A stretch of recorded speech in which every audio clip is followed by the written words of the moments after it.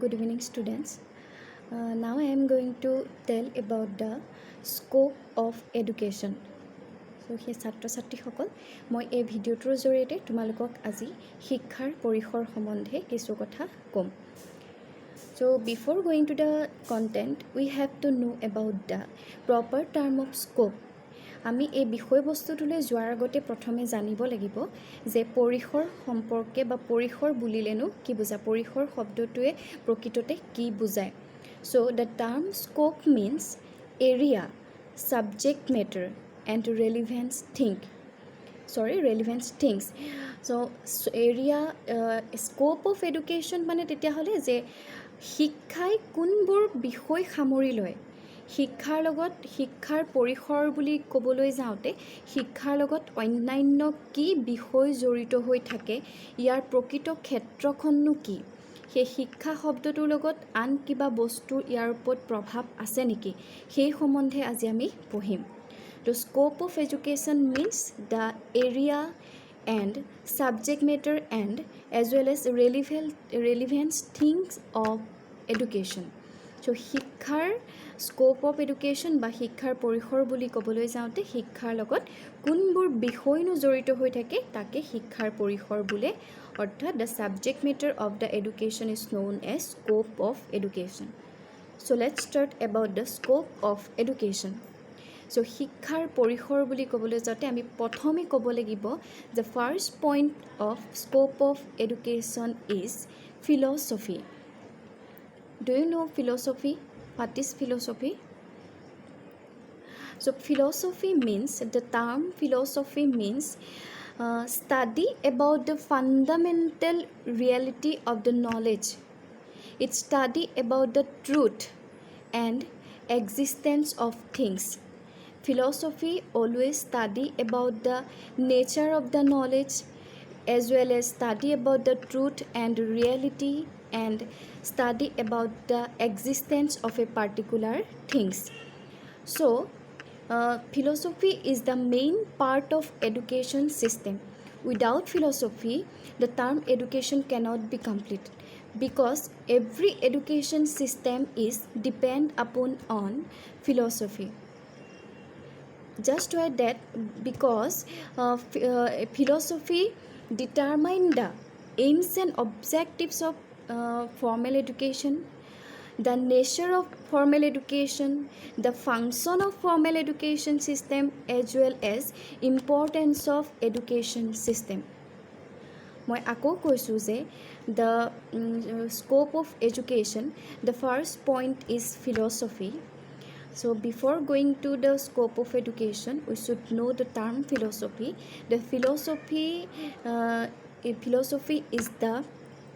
philosophy always study about the nature of knowledge, study about the truth and reality, and study about the existence of a particular things.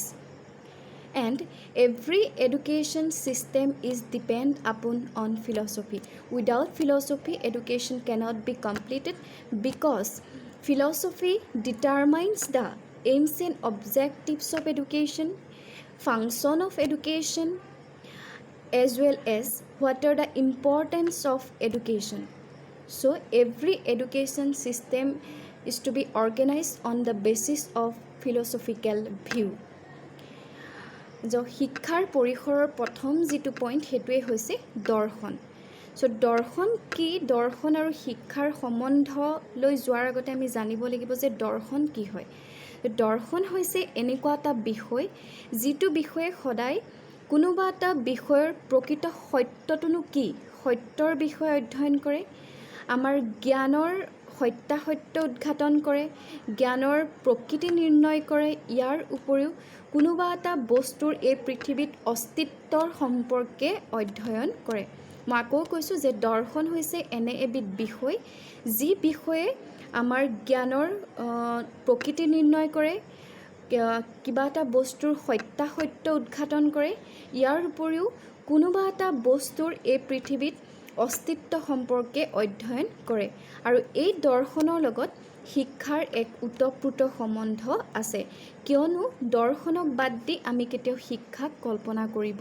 নোৱাৰোঁ যিহেতু দৰ্শনেহে নিৰ্ধাৰণ কৰি দিয়ে আমাৰ শিক্ষাৰ লক্ষ্য আৰু উদ্দেশ্য কি হোৱা উচিত দৰ্শনে নিৰ্ধাৰণ কৰি দিয়ে আমাৰ শিক্ষাৰ প্ৰকৃত কামসমূহ কি হোৱা উচিত ইয়াৰ উপৰিও দৰ্শনেই আমাক নিৰ্ধাৰণ কৰি দিয়ে যে আমাৰ আনুষ্ঠানিক শিক্ষা বা শিক্ষাৰ প্ৰকৃত গুৰুত্বসমূহ কি কি গতিকে প্ৰত্যেক শিক্ষা অনুষ্ঠান বা প্ৰত্যেক শিক্ষা ব্যৱস্থা সদায় দৰ্শনৰ ওপৰত ভিত্তি কৰি গঢ়ি উঠে The next point is psychology.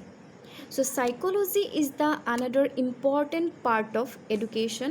So psychology and education are interrelated to each other. So before going to the relationship between psychology and education, we have to know about the term of psychology. So psychology is the scientific study of the soul. Here, আকৌ কৈছোঁ যে psychology is the study of soul.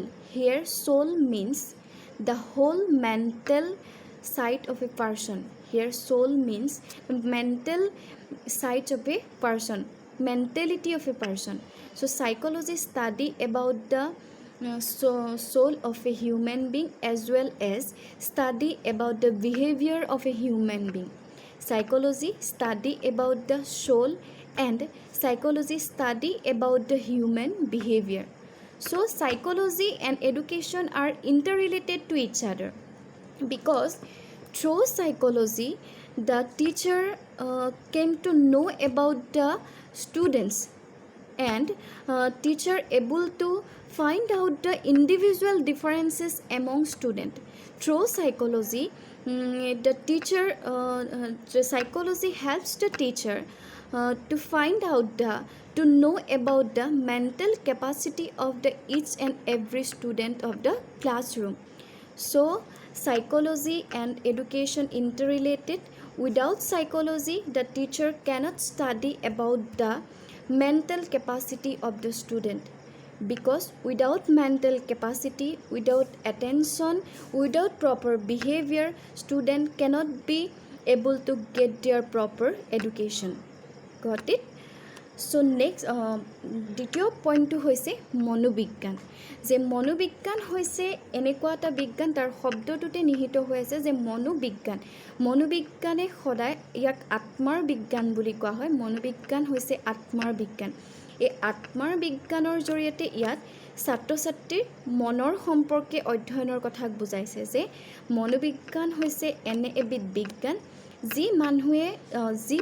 যিয়ে মানুহৰ মনোজগতখনক অধ্যয়ন কৰে বা মনৰ অৱস্থাক অধ্যয়ন কৰে ইয়াৰ উপৰিও মানুহৰ আচাৰ আচৰণক অধ্যয়ন কৰে এতিয়া চোৱা এই আচাৰ আচৰণ আৰু মনোজগতক অধ্যয়ন কৰা মনোবিজ্ঞান কেনেকৈ শিক্ষাৰ লগত জড়িত হৈ থাকে ইহঁত দুইটা ইটো সিটোৰ লগত ওতঃপ্ৰোতভাৱে জড়িত কিয়নো মনোবিজ্ঞানে শিক্ষকক ছাত্ৰ ছাত্ৰীক মনৰ অৱস্থাৰ বিষয়ে বুজ লোৱাত সহায় কৰে প্ৰত্যেকজন ছাত্ৰৰ মনত কি চলি আছে তেওঁলোকৰ মানসিকতা কেনেকুৱা তেওঁলোকে প্ৰকৃততে শিক্ষা লাভ কৰিব পৰাকৈ প্ৰস্তুত হৈ আছে নে নাই ইয়াৰ উপৰিও সিহঁতৰ মাজত থকা ব্যক্তি বৈষম্য ইণ্ডিভিজুৱেল ডিফাৰেন্স ব্যক্তি বৈষম্য মানে আমাৰ শ্ৰেণীকোঠাত থকা প্ৰত্যেকজন ছাত্ৰ ইজনৰ সিজনৰ লগত কেতিয়াও একে নহয় সিহঁতৰ মাজত পাৰ্থক্য আছে আৰু প্ৰত্যেকৰে শিক্ষা লাভ কৰাৰ কেপাচিটিটো ভিন্ন ভিন্ন হয় সেয়ে এটা শ্ৰেণীকোঠাত সকলো ছাত্ৰ কেতিয়াও একে নহয় সেই যেটো একে নহয় কাৰ কি প্ৰয়োজন আছে কাৰ মনোজগতখন কেনেকুৱা সেই মনৰ অৱস্থাটোক বুজি পোৱাত কোনে সহায় কৰে এজন শিক্ষকক মনোবিজ্ঞানেহে সহায় কৰে সেয়ে কি কোৱা হৈছে যে মনোবিজ্ঞান আৰু শিক্ষাৰ মাজত এটা ভাল সম্বন্ধ আছে কিয়নো মনোবিজ্ঞানৰ জৰিয়তে এজন শিক্ষকে ছাত্ৰসকলৰ মনৰ অৱস্থাৰ বিষয়ে বুজি পোৱাৰ উপৰিও ছাত্ৰসকলৰ আচাৰ আচৰণৰ বিষয়ে শিক্ষকক জ্ঞান প্ৰদান কৰে ইয়াৰ উপৰিও আমাৰ শ্ৰেণীকোঠাৰ ছাত্ৰ ছাত্ৰীসকলৰ মাজত যি ব্যক্তিগত বৈষম্য বা ব্যক্তিগত পাৰ্থক্য থাকে সেই ব্যক্তিগত পাৰ্থক্যক বাছি উলিওৱাত মনোবিজ্ঞানে এজন শিক্ষকক সহায় কৰে সেয়ে শিক্ষাৰ পৰিসৰৰ ভিতৰত মনোবিজ্ঞানকো সামৰি লোৱা হয় The third point is history. History means the past experience of a particular thing বা origin of a particular thing. So history and education are interrelated to each other. Without history, education cannot be complete, because if we want to know about the background of a particular education system, if we want to know about the growth and development of a particular education system, then we have to study about the history or origin of a education system. আকৌ মই কৈছোঁ, then history and education are correlated to each other, because if we want to know about the origin, background, as well as growth and development of a particular education system, we must know about the history of this education system. We have to study about the history of this particular education system. Then we will able to know about the growth and development process, the past education system. So এইবিলাক কথা আমি কাৰ জৰিয়তে জানিব পাৰোঁ যে তৃতীয় যিটো point হৈছে সেইটো হৈছে ইতিহাস. ইতিহাসে আমাক কি কয়? ইতিহাসে সদায় পুৰণি কথা কয়, হয়নে? যে ইতিহাস আৰু শিক্ষাৰ মাজত এটা ভাল সম্বন্ধ আছে. কেনেকৈ ভাল সম্বন্ধ আছে? আমি যদি কোনোবা এটা শিক্ষা ব্যৱস্থাৰ উন্নতি কেনেকুৱা হৈছে, তাৰ ভৱিষ্যতে তাৰ কেনেকুৱা হ'ব, সেইটো যদি পৰিকল্পনা কৰিবলৈ হয়, বা অতীজতে ই কেনেকুৱা আছিলে, ইয়াৰ প্ৰকৃত ইতিহাসটো কি হয়, ই আগতে কেনেকুৱা আছিলে, এতিয়া কেনেকুৱা হৈছে, এই গোটেই কথাবোৰ যদি আমি জানিবলৈ ইচ্ছা কৰোঁ, তেতিয়া আমি কি পঢ়িব লাগিব? সেই শিক্ষা ব্যৱস্থাৰ বুৰঞ্জী সম্বন্ধে পঢ়িব লাগিব. যদি আমি if we want to know about the origin of the Indian education system, then we have to know about the history of Indian education system, হয়নে? সো হিষ্ট্ৰীটো জানিব লাগিব, আমি ষ্টাডি কৰিব লাগিব. যদি আমি ভাৰতীয় শিক্ষাৰ পুৰণি কালত কি আছিলে সেইখিনি কথা জানিবলৈ ইচ্ছা কৰোঁ, তেতিয়া আমি নিশ্চয় এই ভাৰতীয় শিক্ষাৰ ইতিহাস অধ্যয়ন কৰিব লাগিব. সেয়েহে কৈছোঁ যে ইতিহাস আৰু শিক্ষা ইটো সিটোৰ লগত ওতঃপ্ৰোতভাৱে জড়িত. নেক্সট আহি গ'ল sociology. The another scope of education is sociology. So what is sociology? Sociology is the study of society. Sociology always study about the societal pattern, but sociology always study about the society.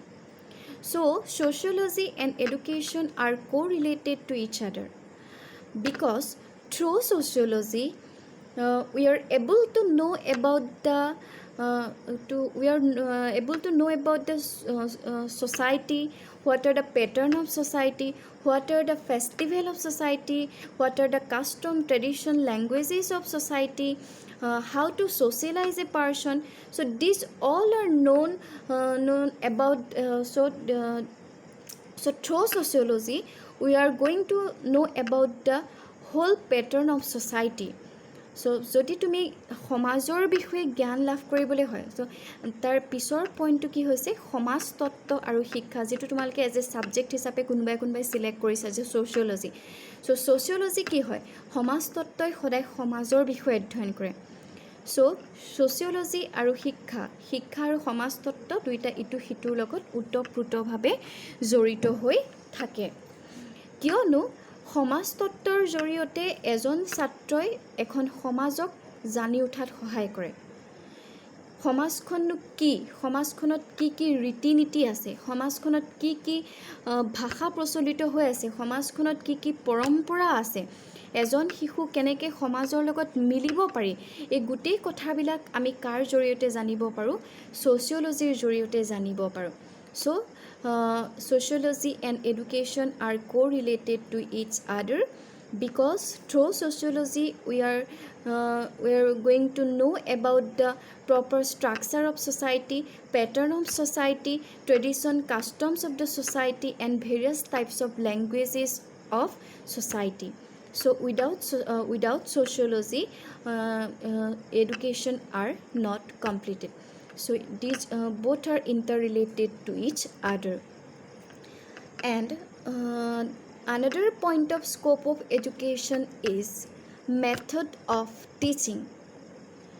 The method of teaching is the another important part of education system, because every teacher use some method to deliver a speech, to deliver a proper information to the student. So প্ৰত্যেকজন পৰিসৰৰ আন এটা point হৈছে method of teaching বা শিক্ষণৰ কৌশল বা পদ্ধতি, শিক্ষণীয় পদ্ধতি, শিক্ষণ পদ্ধতি। যে শিক্ষণ পদ্ধতি হৈছে শিক্ষাৰ এটা গুৰুত্বপূৰ্ণ অংগ, কিয়নো প্ৰত্যেকজন শিক্ষকে শ্ৰেণীকোঠাত পাঠদান কৰিবলৈ যাওঁতে, কিবা এটা ছাবজেক্ট মেটাৰ প্ৰেজেণ্ট কৰিবলৈ যাওঁতে প্ৰত্যেকজন শিক্ষকে কিছুমান মেথড বাছি লয় বা কিছুমান পদ্ধতি বাছি লয়। This method are known as such as demonstration method, lecture method, questioning answer method. These are the method of teaching. So every teacher use some method of teaching for deliver the information to the students in a classroom situation. So without method of teaching, teacher cannot properly deliver the information to the student. So method of teaching is important part of education. বুজিলা যে প্ৰত্যেকজন শিক্ষকে শ্ৰেণীকোঠাত পাঠদান কৰিবলৈ যাওঁতে কিছুমান পদ্ধতি বাছি লয়। যেনে মই তোমালোকক যে এতিয়া পঢ়াই আছোঁ, ময়ো এটা মেথড বাছি লৈছোঁ, ময়ো এটা মেথড বাছি লৈ তোমালোকক এই কথাখিনি কৈ আছোঁ। সেই মেথডটো হৈছে কি জানানে? লেকচাৰ মেথড, বক্তৃতা পদ্ধতি। মই বক্তৃতা পদ্ধতিৰ জৰিয়তে মই পঢ়াব বিচৰা বিষয়টো তোমালোকৰ আগত কৈ আছোঁ। ক্লাছৰুমত কিছুমান শিক্ষকে পঢ়াবলগীয়া বিষয়টো লেকচাৰ মেথডৰ জৰিয়তেও বুজায়, কিছুমানে পঢ়াই হোৱাৰ পিছত কুৱেশ্যনিং আনচাৰ হেৰিয়াটো বুজায়, ডেমনষ্ট্ৰেশ্যন মেথডৰ জৰিয়তেও বুজায়। মুঠতে method of teaching is the another important part of education system. So' method of teaching is the another subject matter of scope of education. The next point is evaluation system. So we know that what is evaluation system. Evaluation system is the main part of formal education system, because through evaluation system the every institutions are going to assess the performance of the student at the end of the year. So বা middle টাৰ্মতো আমি ছাত্ৰ ছাত্ৰী evaluation মানে পৰীক্ষা পদ্ধতি, তো মূল্যাংকন পদ্ধতি।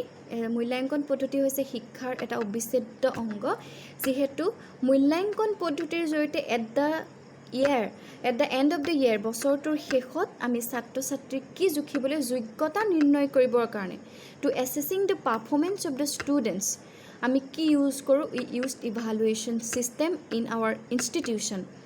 আমি শিক্ষানুষ্ঠানত ছাত্ৰ ছাত্ৰীৰ যোগ্যতা নিৰ্ণয় কৰিবৰ কাৰণে, পাৰফৰ্মেঞ্চ টেষ্ট কৰিবৰ কাৰণে, তেওঁলোকৰ এটা শ্ৰেণীৰ পৰা আন এটা শ্ৰেণীলৈ প্ৰমোট হ'বৰ কাৰণে আমি কিহৰ সহায় লওঁ? Through evaluation system. এতিয়া চোৱা, তোমালোকে ক্লাছ 9 to 10 পালা, কি কাৰণে পালা? ইভালুৱেশ্যন ছিষ্টেমৰ জৰিয়তে তোমালোকক কিছুমান গ্ৰেডিং পইণ্ট প্ৰভাইড কৰা হ'ল, কিছুমান চাৰ্টিফিকেট প্ৰভাইড কৰা হ'ল, সেইটোৰ জৰিয়তে তোমালোক ক্লাছ 10 পালা। ক্লাছ 10ত at the end of the year তোমালোকৰ SSLC এক্সাম পতা হ'ল। SSLC এক্সামত তোমালোকৰ পাৰফৰ্মেঞ্চ বেছড অনুযায়ী তোমালোকক কি কৰা হ'ল? এটা ৰিজাল্ট দিয়া হ'ল। সেইটোৱে হৈছে ইভালুৱেশ্যন ছিষ্টেম। আৰু চোৱা, আমাৰ ক্লাছ 1 to যদি তুমি আপাৰ লেভেললৈকে চোৱা, every education system is going to assessing the performance of student through evaluation system. So evaluation system is the another important part of education systems. Without evaluation we cannot assess the performance and what are the knowledge level of the students. We cannot assessing the performance of the student. So evaluation system is the another point of education system. Another next point of scope of education is science. So science, without science we can't live in this world, হয় নে? So আমি ৰাতিপুৱাৰ পৰা ৰাতিলৈকে বিজ্ঞান হৈছে শিক্ষাৰ এটা পৰিসন্তভুক্ত বিষয়, কিয়নো বিজ্ঞানক বাদ দি, ছায়েন্স বাদ দি আমি কেতিয়াও এডুকেশ্যন ছিষ্টেম এটা কল্পনা কৰিব নোৱাৰোঁ। We can't imagine education system without science, because we used pen, we used book, we used blackboard, we used projector, various types of teaching aids, we use school bags. These all are the these all are science. Science বাদ দি আমি পেনটো আমাৰ বিজ্ঞানৰ অৱদান, কিতাপখনো আমাৰ কিতাপখন কেনেকৈ আহিছে? লেখকে লিখি দিলে, অথৰে লিখি দিলে, কিন্তু কোনে প্ৰিণ্ট কৰি উলিয়াই দিছে? Printer is the example of science. Pen, book, copy, টিচাৰে ইউজ কৰা ব্লেকবোৰ্ডখন, তাৰপৰা smart board, projector, this all are the example of science. So' without science education system cannot be completed. এতিয়া চ' তোমালোকৰ এক্সামবিলাকো আজিকালি অনলাইন হ'বলৈ লৈছে। এতিয়া তোমালোকক মই পঢ়াই আছোঁ, অনলাইন পঢ়াই আছোঁ। অনলাইন কিহৰ জৰিয়তে পঢ়াইছোঁ? থ্ৰু মোবাইল বা through laptop. So' mobile and laptop is the another example of science. গতিকে ultimately science are directly or indirectly related to our education system. So without science, education cannot be completed. So another important topic of another important part of education system is science. So শিক্ষাৰ আন এটা পৰিসৰ, আন এটা গুৰুত্বপূৰ্ণ বিষয় হৈছে বিজ্ঞান। যে বিজ্ঞানক বাদ দি আমি কেতিয়াও একোৱে কল্পনা কৰিব নোৱাৰোঁ। আমি শিক্ষাক বাদ দিয়া, আমি শিক্ষাটো কথাই নাই, আমি ৰাতিপুৱাৰ পৰা ৰাতি শোৱালৈকে আমি সদায় বিজ্ঞানৰ বস্তুৱে ব্যৱহাৰ কৰি থাকোঁ, হয়নে নহয়?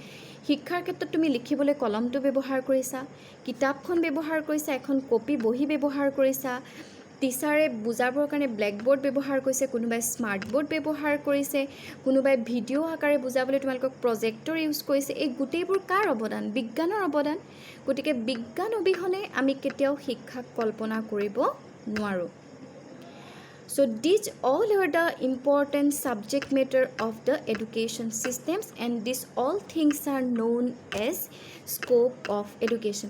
মই যিমানকেইটা বিষয়ৰ কথা ক'লোঁ, দৰ্শনৰ কথা ক'লোঁ, মনোবিজ্ঞানৰ কথা ক'লোঁ, বুৰঞ্জী বা ইতিহাসৰ কথা ক'লোঁ, তাৰপৰা শিক্ষণীয় পদ্ধতিৰ কথা ক'লোঁ, বিজ্ঞানৰ কথা ক'লোঁ, মূল্যায়নৰ কথা ক'লোঁ, সমাজতত্বৰ কথা ক'লোঁ, এইবোৰ কেনেকৈ ইটো সিটোৰ লগত জড়িত হৈ থাকে আৰু কেনেদৰে শিক্ষাই এই বিষয়বোৰ বাদ দি থাকিব নোৱাৰে সেই সম্বন্ধে মই ক'লোঁ।